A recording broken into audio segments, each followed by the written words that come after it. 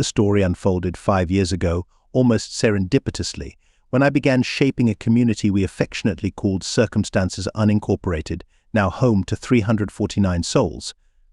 By good fortune, I had just completed a haul of name-brand bandages to Texas, which required sterilizing before hitting the retail shelves. After the drop-off, I touched base with dispatch and learned I could head back home with 2 days to spare thanks to my hazmat certification, which positioned me as one of the select few for these missions. The pickup spot was a quick 30-minute jaunt, so after refilling my tank, I was on my way. Once the trailer was full, I hit the road. My place was just an hour's drive from the drop-off. On the move, I verified the load was secure, a gig that paid double the standard rate. I opted for a quicker path than the one suggested, reducing both distance and time, putting me a mere 2 hours from my doorstep and about 5 to 6 hours ahead of schedule. Nearing a crossroad in the countryside, my eye caught a makeshift sign that flagged land for sale before the county could claim it, with an arrow pointing right. Curiosity piqued.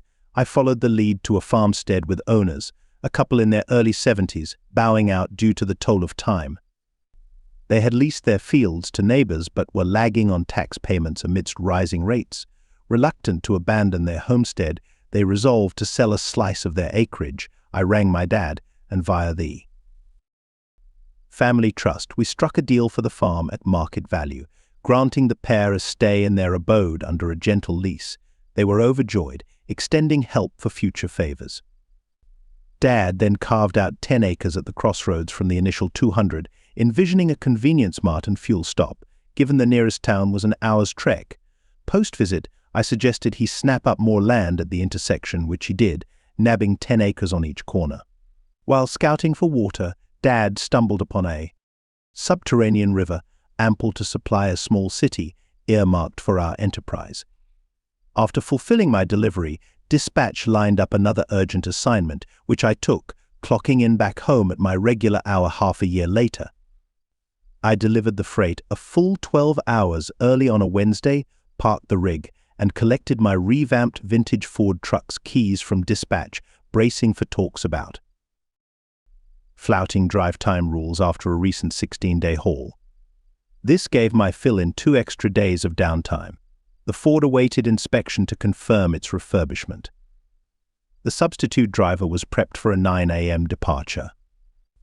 Marcy, my wife, knew to expect me for dinner, a moment our kids and she cherished. Earlier, I had gutted and reconditioned the Ford's engine, frame and body, leaving the pristine interior intact. Before my last fortnight on the road, I had the local painters refresh every metallic inch, inside and out. Once they pieced the interior back together, they were to notify Jameson's Auto for pickup post-engine installation and necessary checks. Jameson, keeping faith, left the keys with dispatch, knowing I'd settle the bill post-return. The paint job rejuvenated the old Ford, now sleek in midnight black with newly chromed bumpers.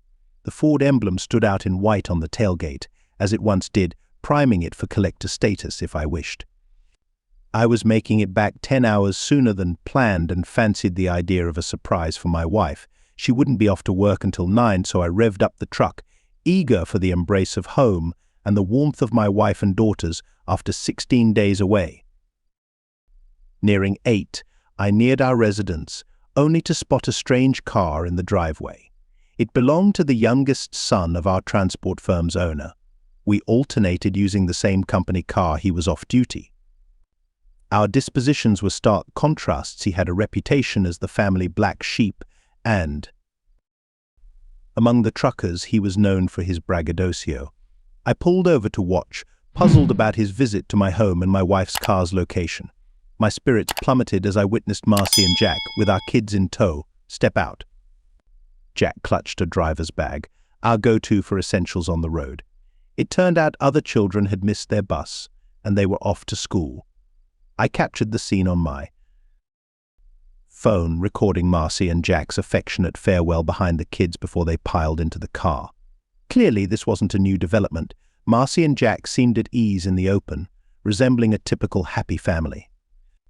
They drove by me, oblivious to who I was, likely because Marcy didn't recognize the revamped truck and wasn't expecting me. Tracking them in my rear view, I entered our 3-bed home for clues. The kids' rooms were untouched, our bedroom standard. Our clothes were orderly, the bed made odd, given the bus mishap. All seemed ordinary, with no overnight stay signs, which would have verified my hunch. Yet, a gut feeling prompted a second search. From basement to top, all looked normal. The dishwasher was full, awaiting a cycle. Then, a crack of light from the attic door caught my eye. That was strange. That room was a storage catch-all, curtains perpetually closed, and I hadn't been there in ages. I thought maybe Marcy had forgotten a light on. Compelled to find the light source, I ascended and found a completely redone attic. Daylight streamed in from an open curtain, which was unusual. Renovations weren't even on the table, as Marcy and I hadn't agreed on plans. Now it made sense. I pondered who had made these changes and why.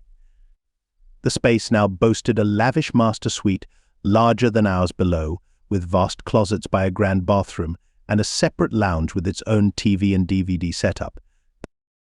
On a side table, adult movies lay, which Marcy would never watch or let me. Turning on the TV, I hit play on the DVD remote, and an adult film started, revealing Marcy in an explicit scene she'd never performed with me, which was devastating. Her involvement in an act she'd deemed vile was astonishing. Across the room, a card read, "We love you, Uncle Jake," signed by my kids. My heart sank. My worst fears were true. He wasn't just her lover, my children were drawn in too.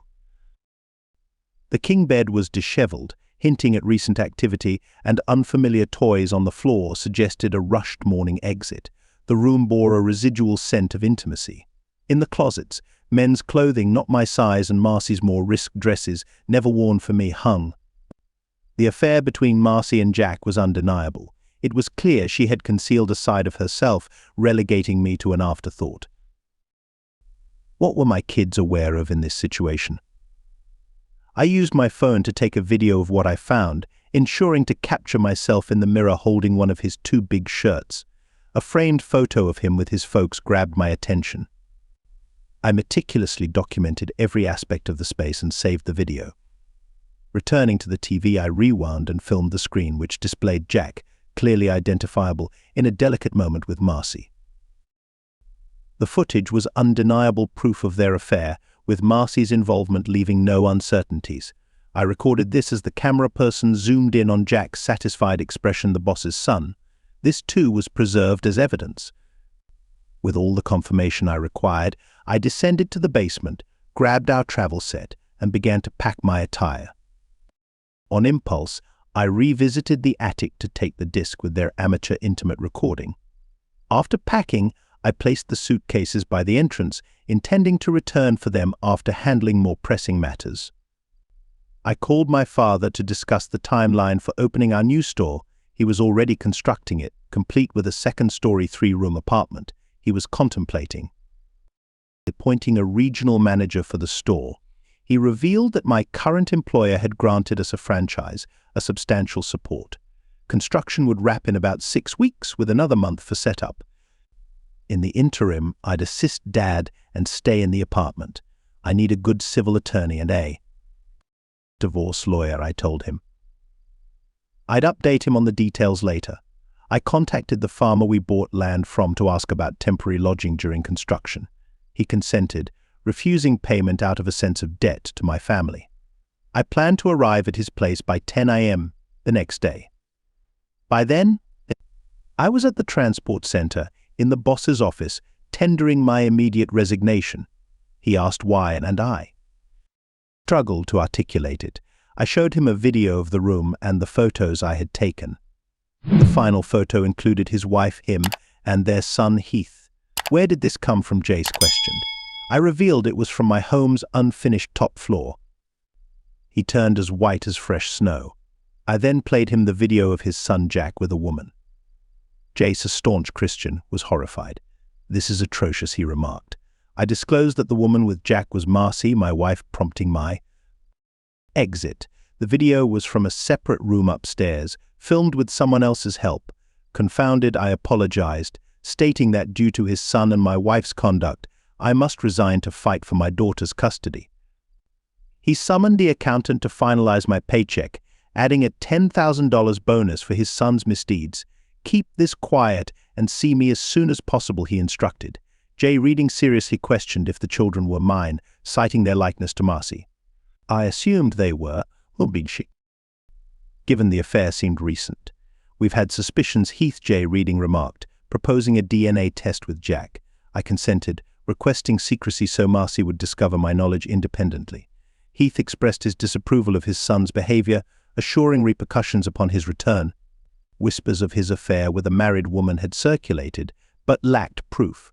Now, with regret, Jace recognized the repercussions for me. He adhered to his vow, severing ties with his son for the betrayal of a loyal worker and staining the family name. After handling financial affairs and meeting with my children's school counselor, I made plans for my kids to join me. She started to leave to give us space when I suggested it might be best if she stayed. I wanted to avoid any claims of influencing our children. She asked if I was sure, and I confirmed, especially since my wife, Marcy, is a government-employed social worker. Miss Connor's face showed shock when she learned that the new Uncle Jake had been renting the upstairs room for 3 years. Initially reclusive, he had slowly become part of our household. Marcy introduced him as a distant kin who had returned to town. Though they were never seen together, our kids assumed something was going on due to Marcy often coming downstairs in the mornings. Eventually, she pushed for them to call him Uncle. Linda shared how I made it clear he was no relative. My daughters looked stunned as I revealed Jack was their mother's secret partner, leading to our separation. As a trucker, I knew getting primary custody was unlikely, meaning they'd stay with their mum until I could find a new job and seek full custody. The counselor affirmed my account. I said goodbye to my girls as they went back to class. The counselor gave me her details, offering to support my case, knowing the challenges men face in divorce. At a flower shop, I asked for the most withered bouquet, explaining it was a joke before they agreed. An employee fetched discarded flowers, asking if they'd do. I accepted, and she wrapped them. At her place, I left them on the main bed with a card from my daughters for Uncle Jake and her damaged doll, cut with her sewing scissors. Then, I loaded my precious tools in my truck, covering and securing them with a tarp. My neighbor John, a true friend, talked about Marcy's hidden second husband we all unknowingly accepted. Shocked, I just found out about the 3-year secret today. John quit our mutual workplace, resolved to win his daughter's custody, needing a stable job to persuade the court. He shared the affair involved the owner's youngest son, uncovered when John left suddenly. He suggested hiding my truck in his garage, hinting watching her tonight could guide my next steps, allowing a stealthy exit at dawn. Before daybreak, I mulled over his idea for a moment before accepting. I'm glad I did. I watched my wife of 13 years pull into the drive. The car must have been at the shop. She went straight to our room to change from her work clothes. She stopped, stunned by what was on the bed. At 4:40 p.m., her face brightened, thinking Jack had left a surprise. Through my binoculars, I saw her joy. She put aside the kid's card for Uncle Jake, then picked up the doll, only to find it dismembered. This doll was special. She got it for Jack and treasured it, often using it to get his notice. Confused why he'd damage it, she was troubled. She puzzled over why Jack would leave such an item in Heath's room, her face clouded with doubt. Sweeping aside the remnants of the deteriorated flower packaging, she opened it, only to be hit with the foul odor of 24 rotting red roses. For a moment she looked like she might be sick. It was evident she was unaware that I had discovered her secret. Her confused look suggested she had no idea about Jack's motive. I thought she might interpret Jack's gesture as a sign of their affair ending. I observed as my daughters got off the school bus and made their way home. Lauren sent me a text, asking me to stay silent on the call. They wanted me to hear their conversation with their mother. They thought she needed to face the truth, as I had always taught them. I let our neighbor John know about the upcoming talk and set the phone to speaker, stressing the importance of quiet to listen in. The girls went straight to their mother, who was still reeling from the shock, oblivious to the message I had left. They exchanged usual pleasantries, then my eldest steered the talk, capturing her mother's full attention with her serious demeanor. They had been pulled from class for a private chat as Linda started. They were confused to see the counselor, expecting me back by 6 p.m. Then, Miss Connor was asked to remain as Lauren chimed in. The first question they faced was regarding their Uncle Jack and how long he had been living with us. Linda said he was a distant family member who had moved nearby recently. The dread on Marcy's face grew as she pieced together who had placed the decaying roses on the bed. She didn't know that I was aware of the third floor's renovation during my time away. Lauren mentioned it was meant as a surprise for me, now grasping the extent of the secret. Linda pointed out how the discovery had just hit me today, as Lauren confirmed. Marcy had been taught the value of truth, but it seemed there were exceptions, leading to her emotional unraveling, Linda noted. Marcy's tears flowed as Linda revealed the length of Uncle Jack's stay on the third floor, hidden from me. They made it clear that in my absence, Marcy never slept in our bed, as evidenced by its consistent, pristine condition each morning. Lauren brought this up, turning Marcy's face ashen. Her daughters had exposed her actions with the simple clue of a bed left untouched. Despite her penchant for neatness, this detail gave away her secret.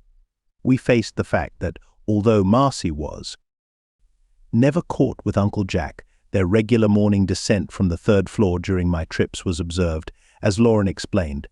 The decision to divorce was driven by the realization that Jack was not a relative, he was Marcy's hidden companion, kept from me. Their setup, meant to support Marcy and Jack's way of life, had been subsidized by my efforts, to the detriment of our family. He explained that everything about my life with her seemed to be a lie. He told us that we would have to stay with you until he found a new job, as he had resigned today, aiming to get custody of us, Linda added. Miss Connor later made it clear that Dad had no choice but to quit his job, as a long-haul trucker wouldn't be granted custody in court. After he left, we went back to our class, Linda. He recounted. Marcy was sitting on the bed, crying while trying to stay composed. She admitted the truth of the girl's words, recognizing Keith's actions as tactical groundwork for the impending court struggle. As a social worker, he knew what the state would examine during the mandatory court evaluation. Our emotional turmoil led the counselor to pull us from class for the rest of the day, Linda shared. An in-depth conversation followed as she attempted to alleviate our upset. We learned that being involved with another man while married is considered adultery, according to Mother. Lawrence, Miss Connor saw it as the utmost betrayal a married couple could inflict on each other. It looks like you're not bothered by it, otherwise we wouldn't be having this talk, Linda pointed out. Miss Connor was curious about how long you'd been living with two men. Marcy thought to herself, I don't have two husbands, Heath is my husband, and I have a domestic partner, she justified, then thought about how it must look from the outside, realizing this was the general perception. Compelled by his sense of honor, Heath felt the need to start divorce proceedings. He believed she had reduced him to a tool for her own benefit. Linda and I have thought long and hard about your affair and have come to the conclusion that your actions must come from a place of contempt, not only for Dad but for us too, which might explain the length and purpose of your actions, Lauren stated. Miss Connor was of the opinion that no one with even a shred of love or respect for their spouse could carry out such acts against our father, as Linda conveyed. Marcy's tears grew more intense, her frame shaking. She had not foreseen her daughters uncovering or challenging her on her behavior. Their heartfelt expressions forced an early maturity upon them. Before getting on the bus, Miss Connor checked on our emotional state for public transit, offering a ride instead. We reassured her we were fine and eager for the chance to talk, as Linda noted. Miss Connor also offered to bear witness to today's events in court if needed, recognizing her duty having seen many men suffer from such deceit, Lauren remarked. Our bus ride home was quiet but filled with personal determinations, Linda disclosed. Marcy, completely taken aback, buried her face in her hands. Mum, we're only 12, but it won't be long before we can decide where we want to live, Miss Connor told us. We'd have the right to choose where we live at 13, and we've chosen Dad, Lauren stated firmly. We're about to call our grandmother to come get us. She'll probably let us stay with her and Grandpa until Dad figures things out. That way, you and Jack can have the whole house to yourselves, Lauren suggested. Let's go, sis. We need to call Grandma and get some things packed. Mom, one more thing, were you trying to get us used to Uncle Jake so it would be easier for us to accept him as your new husband without Dad knowing, Linda asked, because it seemed that way to both of us. Marcy was devastated. She just sat there, crying, as her daughter went to call her mother, who lived across town. Her daughters had their father's natural insight. They saw everything with clear logic and drew their own conclusions. I sent Marcy a message to say that I was responsible for what she found on the bed and to tell her common-law partner that I intended to sue him for joint support of her and the kids. I watched through my binoculars as she realized that exposing her lifestyle, the lies, and hiding it in court would mean losing any parental rights to her daughters. Marcy knew she was trapped. There was no favorable outcome in this lawsuit. Going after Jack and suing him would ruin them both. John and I noticed it took less than 15 minutes for my brother-in-law to show up. John cracked his door to see if the argument was loud enough to hear. It was, as their voices were so raised, it was as if they were shouting. My mother-in-law was sternly reprimanding Marcy as she led her granddaughters away. But it was my father-in-law who made the whole situation crystal clear, leaving no doubt about his view on his daughter's situation. It looks like, after driving Heath away, once things are settled with Jack, you'll be searching for another long-haul driver to replace Heath, my father-in-law said, visibly angry.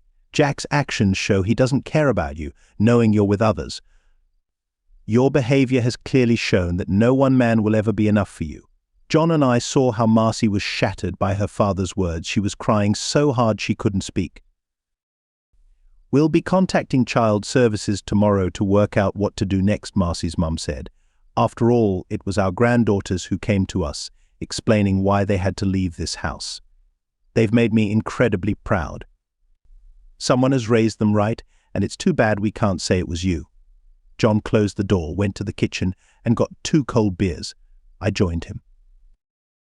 Your girls have a sharp eye for the truth, Heath. That's something to be proud of, John observed. To be honest, when the builders were around, Marcy had hinted you were tight on funds, and we were thinking about leasing out the upper level.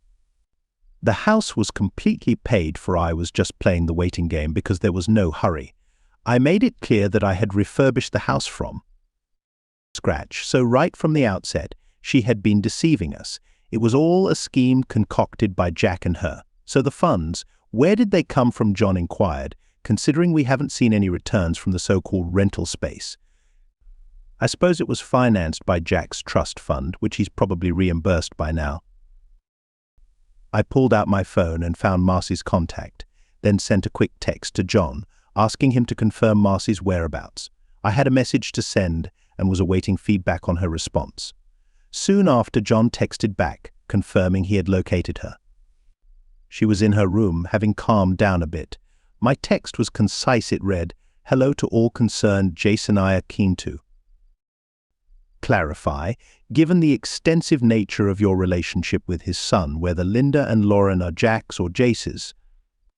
Jace is set to take legal steps to find out. Goodness, she's lost it. She's thrown her phone against the wall," John updated me. "Now, she's lying face down on her bed, crying her eyes out." Returning to the kitchen with a smirk, John asked what my message entailed. I simply said that Jace and I were inquiring whether Linda and Lauren belonged to Jack or to me, I replied. Jace had confided that he'd been hearing rumors for a long time that his son was mixed up with a married woman and that her husband was none the wiser. So I asked a question that required an answer for all parties concerned. The color drained from John Smith's face. He knew the reputation of the Reading clan. Jace was prepared to take the issue to the highest court to get to the bottom of it. After half an hour, I asked John to check on Marcy again. She was now sitting on the sofa in the living room. I sent her a 5-minute video clip showing her in a compromising act that I had recorded from the television, clearly showing the face of the man involved. It was indeed Uncle Jack. Wondering who had filmed this, I paused, then texted, "I have the disc. Perhaps watching it will help you remember John conveyed that Marcy was upset again. I don't want to know what you said or did, but she's just thrown up all over the living room rug, he commented. I left at 5 in the morning, after sending the footage from the day before to everyone we knew, whether friend or adversary, with a caption. This is what I presented to Jace when he questioned why I had to quit. The second video was also recorded in the same residence, with the help of another. Neighbors have openly stated that Jack Reading is Marcy's second husband. Marcy had led the neighbors to believe I was on board with this arrangement, which is untrue. I found out about this yesterday and am set to initiate divorce proceedings and file a suit against Jack Reading on several counts. For many, it was a rough start to their day. I stopped at the inviting truck stop on the outskirts of town and ordered a hearty trucker's breakfast. My truck was parked in its usual spot, visible from my booth as I dined. I'm sorry, Heath, what you've endured isn't deserved by anyone, Marcy's younger sister, Maureen, expressed. May I join you? I nodded, and she sat down across from me. I sipped my warm coffee leisurely. Mum and Dad got the news last night. The girls spilled everything once they got home. Just so you know, we're all taken aback by this, Maureen confided. Please, if you change your number, let us in on it.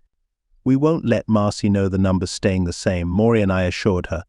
I was planning on retiring in 2 months anyway, since my girls are growing up, and I wanted to be there for their formative teenage years. What was my sister thinking? Maureen let out unintentionally. It's inconceivable that you would have consented to Marcy taking a second husband. We might never get to the bottom of it, I replied. Maybe it started off as an innocent friendship, but it escalated to levels it shouldn't have. Regardless, it was evident she relished the situation, from what I've gathered. It seems this has been going on for far more than the 3 years we knew about. Could you elaborate on that, Maureen asked Jace, who was reviewing the text. You alluded to hearing rumors about your youngest being involved with a married woman for quite some time. When I explained my resignation, I elaborated. He wondered if Linda and Lauren were Jack's children. Who's been informed? She inquired. I unlocked my phone to show Maureen the messages I had sent to Marcy, allowing her to read the one from last night and then the one sent out this morning. As she finished, she had to wipe away tears that had welled up in her eyes. With the additional information from the video implicating another party in their affair, the already serious situation seemed even more critical. By this evening it will be common knowledge, I declared. Jace is set on bringing the truth to light. The outcome might reveal that both kids are mine, both are Jack's, or it's possible that neither of us is the biological father. At the moment, I'm contemplating whether the person who filmed the video was a man or a woman. Sensing the tears in my eyes, Maureen stood and moved to sit next to me, offering the solace of her presence. We sat in silence until the server approached to take our order. Eventually, I let go of her hand to begin eating. Keithan and Marcy had tied the knot at 19. Even as the youngest bridesmaid, she was smitten with him. His appeal was undeniable, a charm that hadn't diminished over time. His job as a long-haul trucker allowed Marcy to complete her college education. After graduating and securing a state job, she had her pick of locations but chose to return to her hometown. Now, the motive was transparent: to stay near her first love, Jack, who had been dismissed by their parents.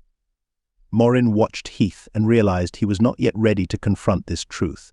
Whenever Heath was around, Maureen spent her free time with him.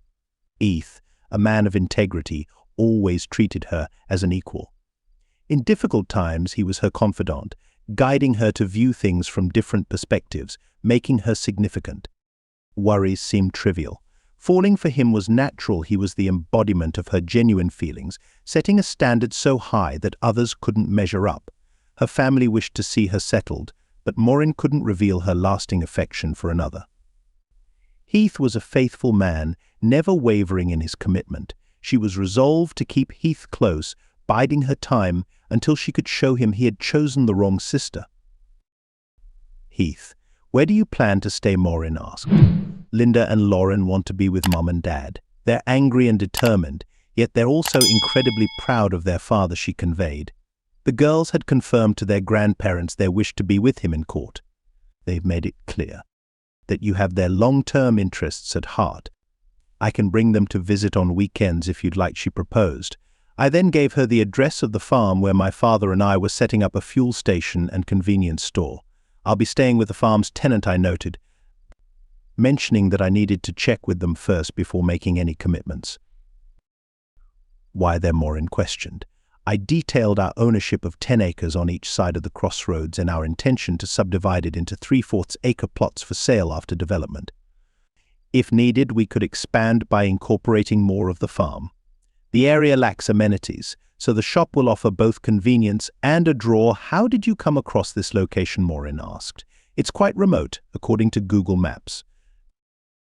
I explained that I was cutting across the countryside to shorten my route. I recounted the heavy traffic I encountered, which I anticipated would be advantageous for the business once our meal was over. After paying the bill, Morin tenderly kissed my cheek, a familiar gesture that always brought a smile to my face. Remember, Morin reminded me, many of us have always valued you for who you are while driving. I called my father to update him on the situation. He pledged to introduce me to one of the leading divorce lawyers in the field. The journey to my intended location was a brief 75 miles. I reached the job site just past 8:30 p.m., where my father's grand endeavor greeted me. His plan was to install 8 fuel dispensers for personal and light commercial use, with 2 extra pumps specifically for heavy trucks positioned on the far right, the groundwork for the spill. Containment system was in progress to address any potential tank breaches. The foundational work and concrete laying for the steel structure were moving forward. Within the construction trailer, I examined the blueprint my father had chosen, similar to his earlier designs, but with the new inclusion of a 2,400 square foot living space above. This particular addition brought a smile to my face, acknowledging his foresight for the region's growth. About 2 hours later, I departed for the Robinson Farm, where Bill Robinson greeted me with open arms, expressing admiration for my classic Ford truck, a nod to an era when heft, speed, and solid metal were king. Mrs.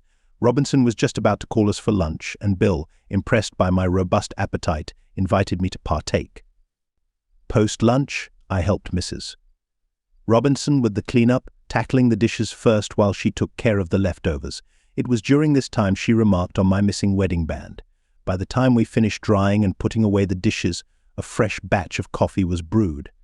Over the next couple of hours, I shared the tale of the last 2 days' happenings. Bill hinted that the girls and their aunt would always be greeted with warmth here, bringing a youthful spirit he'd missed and his anticipation for preparing meals for them. I sent a text to Morin, proposing that she and the girls could spend every Friday night at the farm and head back on Sunday, which she accepted, cementing the arrangement. On Thursday afternoon, I scrutinized the footage on my laptop, which disclosed no unfamiliar faces. Using my phone for internet, I dispatched all the material to my dad, including Miss Connor's details, and directed him to collaborate with Jace, reading to pinpoint Jack's location for the serving of legal papers.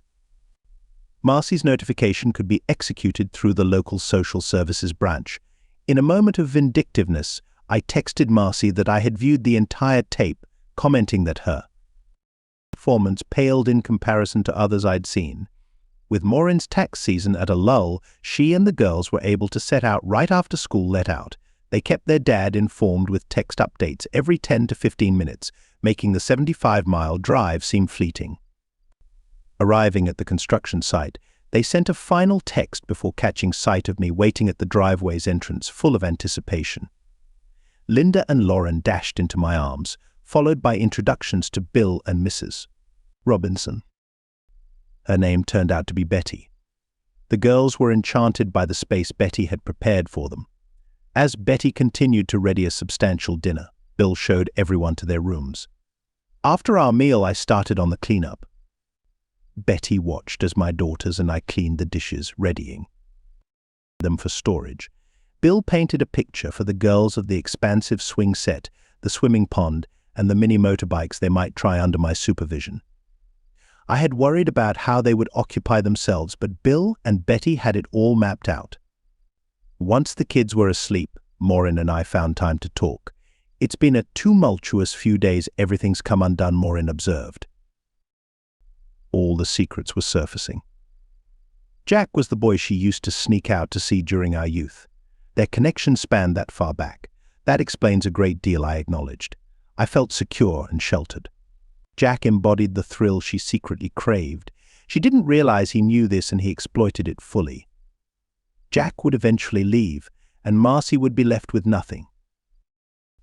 Our guardians communicated with child welfare authorities, and with your documented approval, they are sanctioned to oversee their care until you establish a stable residence, Morin explicated. They further engaged in private discussions with the offspring, and subsequently, it was conveyed to us that due to Marcy's antecedent lifestyle choices, the likelihood of her being endorsed for guardianship was non-existent. Morin perceived the cascade of tears on my cheeks.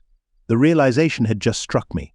I requested her departure to sort out my thoughts, yet she was adamant about. Remaining at my flank, Marcy was ensconced at the dining table, reflecting on the preceding 48 hours. Thursday had unfolded without incident, yet this day had been tumultuous. Jace Reading had accosted her at her place of employment with intentions of initiating legal proceedings. He probed about a genetic connection between her offspring and himself. In all honesty, the conception of the twins was such a distant memory that her recollection was hazy. Heath had forewarned her of an impending confrontation, yet she had initially brushed it off as transient fury. What truly aggrieved her was Heath's dissemination of that text to their entire social circle. Never had she considered Jack as a substitute spouse, but the legal counsel she received today enlightened her that, in the eyes of the law, he was effectively her common-law spouse from the time she cohabited with him. After a year's cohabitation, they were in a de facto marriage, endowed with equivalent legal standings as those wedded conventionally. Consequently, Heath's prospects of prevailing in a lawsuit against Jack were substantial. The pivotal inquiry was the quantum of damages he would be awarded. The attorney conveyed that Heath's standing in divorce proceedings would be advantageous given the prolonged injustice he endured, had she been able to demonstrate a history of rental income over the past 3 years through consistent bank deposits. The circumstances might have diverged. Presently, the absence of proof regarding his financial contributions to the household meant the court would perceive him as a dependent. The day's ultimate astonishment occurred just before the end of business hours. Her superior beckoned her into the office to unveil the full scope of the situation. She had attended to Mr. and Mrs. Klaus Rubenstein's domicile post-business hours on Thursday concerning a guardianship matter at their solicitation. They recounted the prior evening's occurrences and consulted on the state's guidance for the future. Post-dialogue with the progeny, I assured the grandparents that with the father's written consent, we would acknowledge them as temporary custodians pending the case's resolution. I'm aware they're your progenitors, her supervisor disclosed. Marcy, I'm unable to reassign you presently, but at the earliest vacancy, it will be done. Termination isn't an option, yet your capacity as a caseworker here is compromised. No credence would be lent to your words. Henceforth you are relegated to clerical tasks, and your active cases must be transferred, she pronounced with distaste. Marcy recognized that the onus was entirely on her. It was her volition to persist in her pursuit of Jack. The epiphany that every choice begets its consequence was now settling in. It was an animated Saturday. Linda and Lauren were brimming with anticipation. The sound of his voice instructing my daughters on the ins and outs of the miniature motorbikes beside us was gratifying.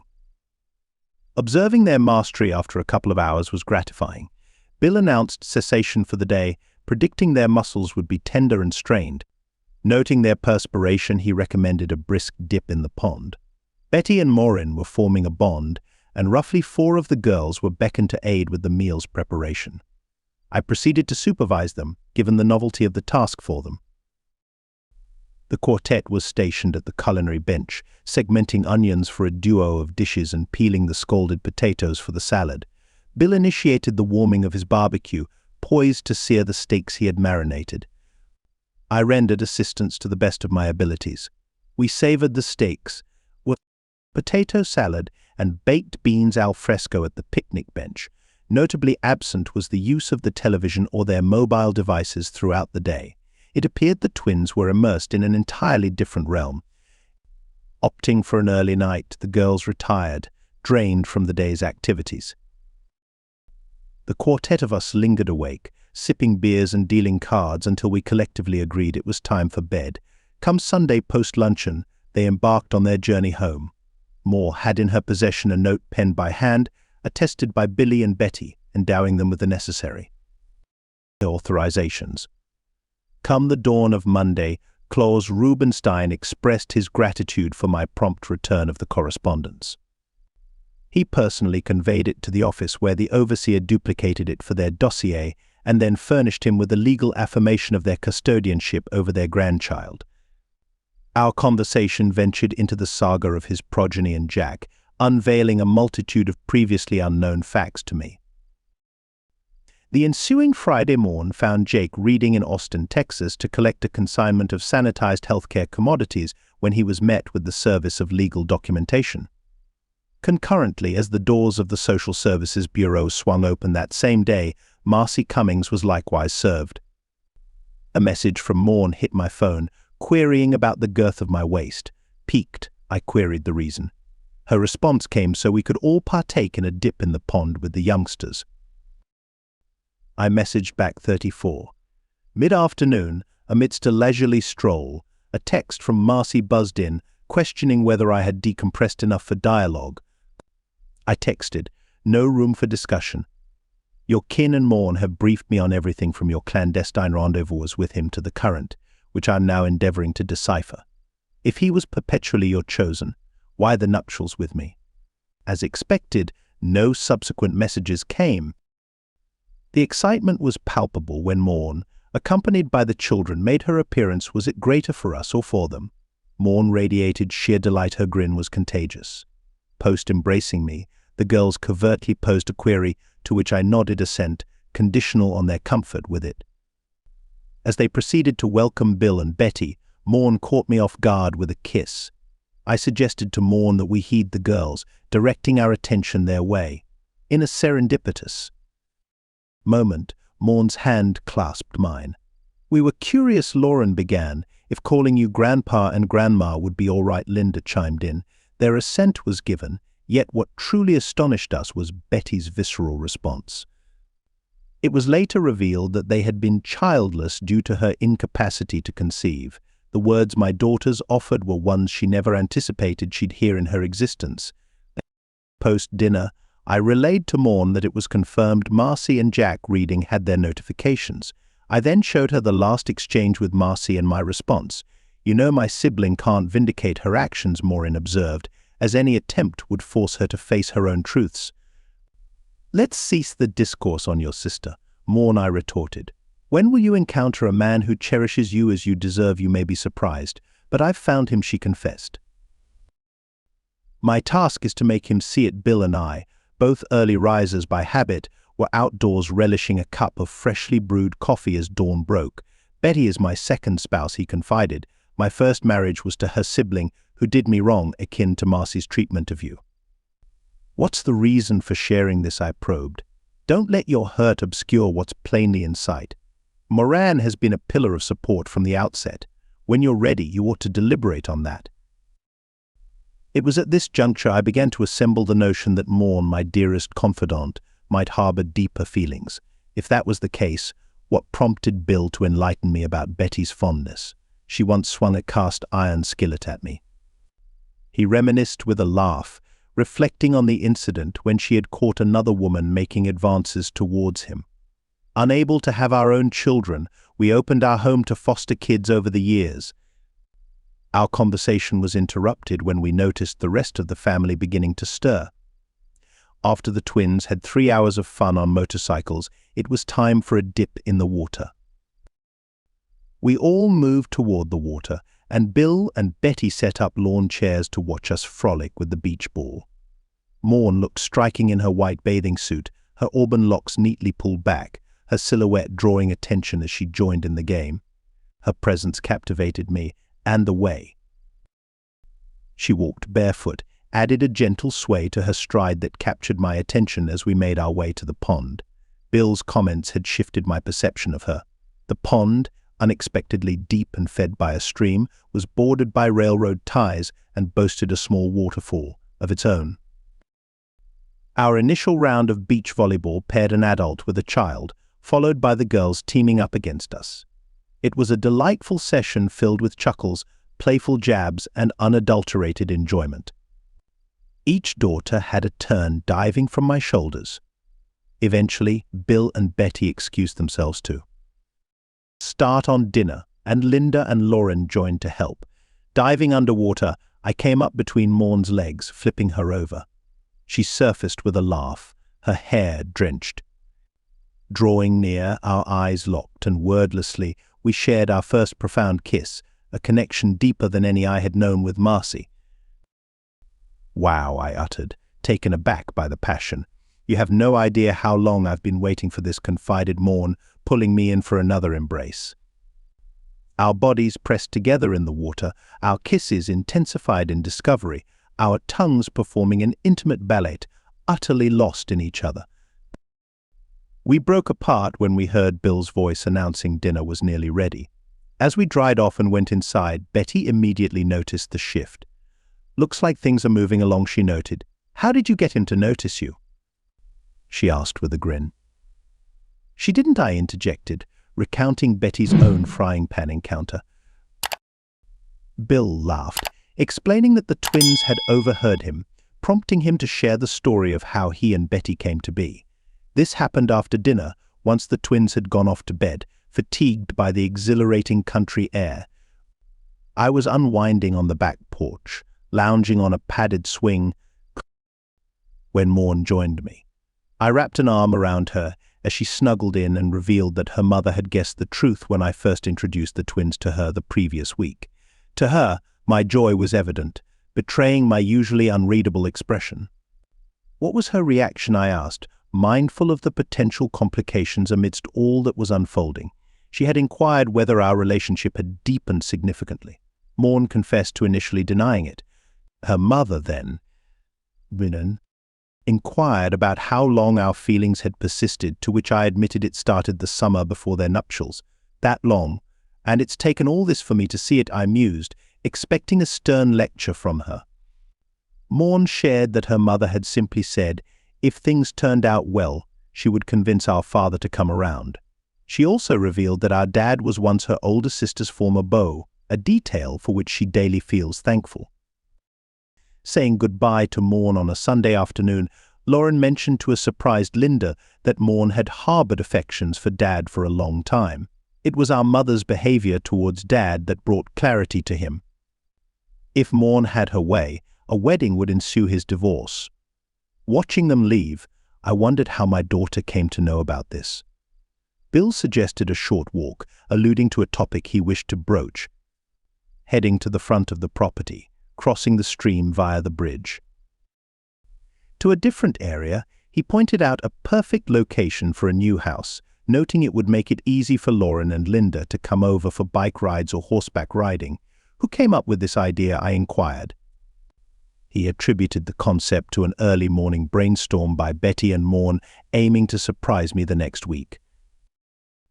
On Monday morning, Jace Reading obtained a legal order for a DNA test for Lauren and Linda. I had the unpleasant task of informing him of their uncertain paternity, disrupting his assumption that Marcy's indiscretions were a recent development. Overcome with emotion, he renounced his daughter in a dramatic outburst at the social services office. My chat with the mother-in-law disclosed that Connor had submitted a sworn statement for my lawyer. With Jack's return looming, she contemplated my being present to see the events unfold, suggesting her place as a refuge. Mulling it over, I contacted John Seath for a place to stay on Tuesday night, which he consented to, hinting at important news he had to disclose. Bill offered his car for the sake of discretion, which I accepted, provided he took the truck for a day trip with his wife. Sneaking into town as evening fell, I verified John's whereabouts before making my appearance. Marcy's current tryst, spied through John's binoculars, had Jack's married older brother as her companion. An unexpected call from Jace Reading led to an encounter where I passed him my house keys, encouraging him to see the situation for himself. I let him know that I had identified the individual recording Jack and Marcy, who were now in the top-floor bedroom. John and I watched as he approached my house. With his key, he went inside. What's your guess on his reaction when he finds out who it is? John wondered. Jace is a proud man. It depends on how his pride dictates his response, I answered. I just hope it doesn't push him to the brink. We were casually sitting in the kitchen when the sound of a gunshot startled us. Fearing the worst, John called the emergency services. As the police, fire brigade, and paramedics arrived, we stepped out to look. John and I couldn't suppress our laughter at the sight of Marcy and Skimpy, Tyre and Jason, Jack's brother, in handcuffs. Our amusement turned to concern when we saw Jace being taken away on a stretcher. John picked up the police radio, tuning in. We learned that Jace had burst into the bedroom on the 3rd floor, and Jason, mistaking him for an intruder, had shot him. Jace was being transported with an injury to his shoulder. Outside, Marcy, now partially clothed, caught sight of me across the street, her expression turning ashen, a clear sign her troubles had compounded. John observed, "It's astounding she got involved with both brothers. I knew there was another party, but their identity was a mystery. It's a sad turn for Jace. Such turmoil is undeserved. Truly, it's an affliction no one should bear," I reflected. By 6 a.m. on a Wednesday, I had reached the residence of my spouse's parents. Early in the morning, Klaus Rubenstein was already awake and getting ready for his day. He greeted me even before I could step out of my vehicle. We shared a conversation over coffee, with the house still silent, where I recounted the events of the previous night to him. His spouse, Rose, was taken aback but received me with a warm hug. Not long after, my daughters made their appearance, ready for the day and happy to see me. After dropping them off at school, I made my way back to where my in-laws were staying. By that time, Klaus had departed for work. He, Rose, and I then delved into a meaningful dialogue about her children, leading to the realization that Marcy had never truly harbored love for me. My wish was to pay a visit to Jace, who was in recovery alongside his partner. Upon meeting me, she stood up, overwhelmed with emotion, as I held her in an embrace. Jace, hearing this, laughed, valuing my decision not to hold them accountable for their offspring's mistakes. Jace remarked on my consistent handling of situations with composure, noting he had never witnessed me lose control, although I admitted to occasionally feeling close to it, wary of the consequences such an outburst might bring. Jace, finding humor in this, updated me on the situation. Jason had been detained, Jack was facing financial ruin after squandering his inheritance, and there was ambiguity over the choices of Jason's spouse. Amidst the turmoil, they inquired about my thoughts on resuming a management role. My refusal stemmed from a changed outlook on life.